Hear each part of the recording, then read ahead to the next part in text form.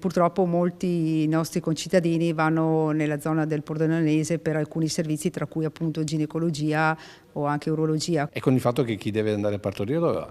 Sì, attualmente le mamme vanno a partorire in quel di Conegliano, Treviso e soprattutto Pordenone. Sono veneti ma nascono in Friuli, sono i bambini e le bambine del Vittoriese che però vengono alla luce a Pordenone.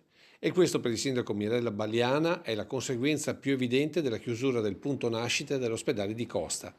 Oltre a ciò, a Vittorio Veneto sono preoccupati anche per il pronto soccorso. Noi siamo dell'idea che l'ospedale di Vittorio Veneto debba rimanere un ospedale per acuti e soprattutto deve avere un sistema di pronto soccorso, primo intervento all'altezza della situazione.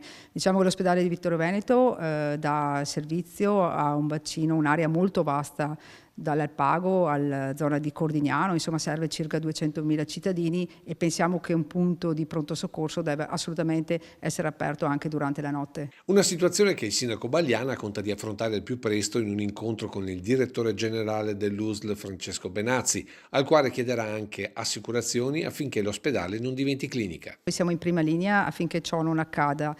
Siamo convinti che devono essere reintrodotti tutti i servizi di base che sono venuti meno nel corso di questi anni.